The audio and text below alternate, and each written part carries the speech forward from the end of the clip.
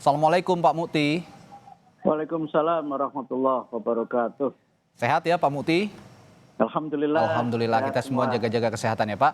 Nah Pak, Amin, amin. ya pemerintah ini sudah membuat surat edaran, tepatnya dari Kementerian Agama. Nah Muhammadiyah juga mengimbau warganya untuk beribadah Ramadan di rumah. Tentu ini tidak mudah bagi warga, terutama umat Muslim yang saat ini menjelang puasa sedang biasanya bersiap-siap untuk mempersiapkan menyambut puasa dan juga Hari Raya Idul Fitri. Seberapa penting Pak Mukti warga ini mesti mengikuti imbauan pemerintah dan bagaimana panduan dari Muhammadiyah sendiri terhadap warga Muhammadiyah terkait imbauan pemerintah untuk melaksanakan ibadah Ramadan di rumah ini?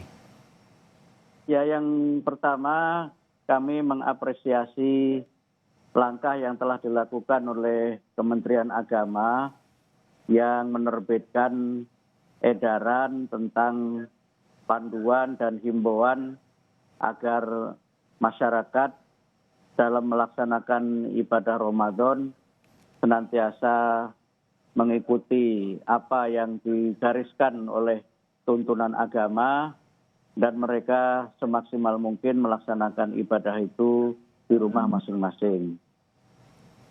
Ya. Kemudian yang kedua, Muhammadiyah secara organisasi juga sudah menerbitkan surat edaran yang isinya sebenarnya juga senada dengan yang disampaikan oleh Menteri Agama.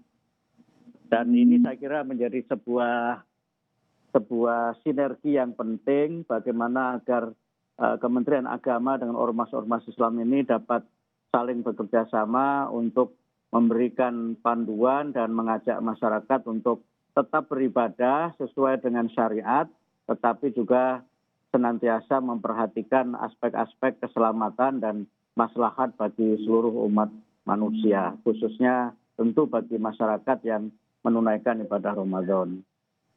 Ya, baik Pak Mukti.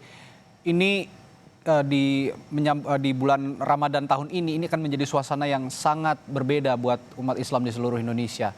Tidak ada tarawih berjamaah, tidak ada ibadah Ramadan lainnya seperti biasanya dan budaya-budaya lainnya menjelang puasa, berburu takjil, lalu takbir bersama. Nah, bagaimana Islam mengatur soal ibadah, terutama beribadah saat Ramadan di tengah pandemi seperti ini? Anda punya penjelasan soal ini, Pak?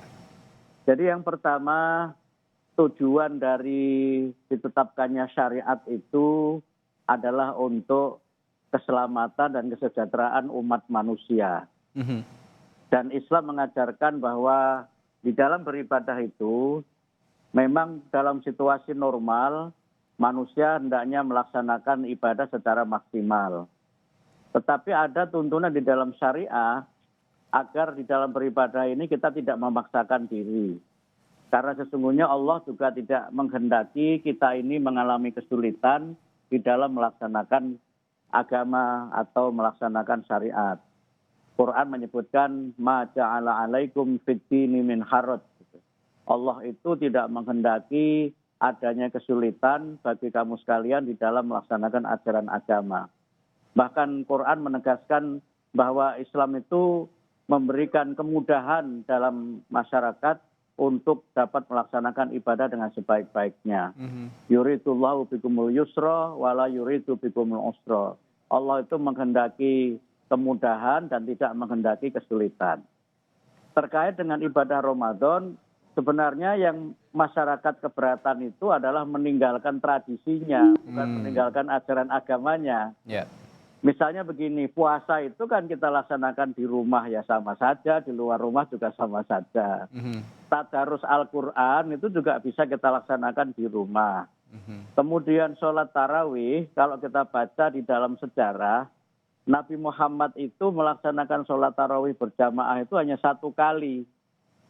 Selebihnya Nabi Muhammad itu melaksanakan sholat tarawih itu di rumah.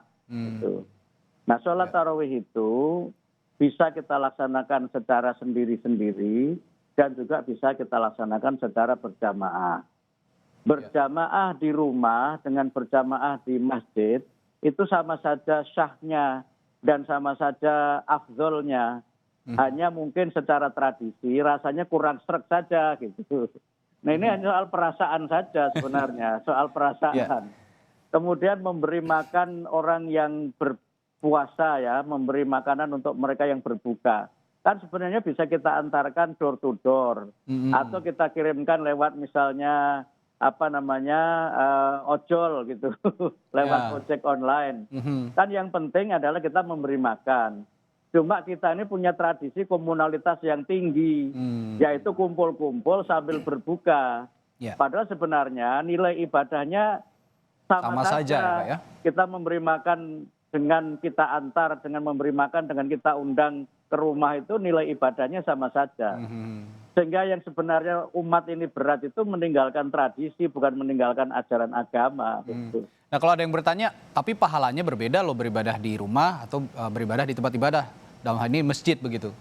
Anda Saya punya kira jawaban soal ini? pahala itu urusan Allah, bukan urusan manusia. Betul. Kalau kita di masjid kemudian tujuannya justru ria, ingin memamerkan diri, itu justru malah tidak mendapatkan pahala. Jadi karena itu maka memang kita harus kembali kepada tujuan syariat itu. Ya. Bahwa Allah itu menurunkan syariat yang tujuannya adalah agar kita ini hidup selamat. Baik. Tujuannya adalah agar kita ini hidup sejahtera, kita menebarkan kerahmatan bagi orang lain, bukan penyakit bagi orang lain. Sehingga karena itu maka sesungguhnya memang ada yang kurang, gitu. Ada yang terasa kurang dengan kita tidak ke masjid, dengan kita tidak bersama-sama yang lain, tidak ada gathering gitu kan, Ya. tidak ada hangout di luar gitu misalnya. Tapi sesungguhnya kita bisa tetap melaksanakan ibadah dengan khusyuk di rumah kita masing-masing. Insya Allah kalau kita tunaikan secara ikhlas, mengharapkan ridho Allah, tentu pahala yang terbaik akan kita terima dari Allah. Ya, urusan pahala ini urusan kita semua sebagai Itu umat urusan, dengan iya. Allah Subhanahu wa taala ya, Pak ya. Jadi kita beribadah dengan khusyuk pun tidak akan mengurangi apapun, tidak Jadi akan mengurangi keabsahan apapun ya. Pahala itu beda dengan argo. Ya. Baik, terima kasih Pak Abdul Mukti telah berbagi informasi di Kompas Siang. Abdul Mukti, Sekretaris Umum PP Muhammadiyah. Terima kasih.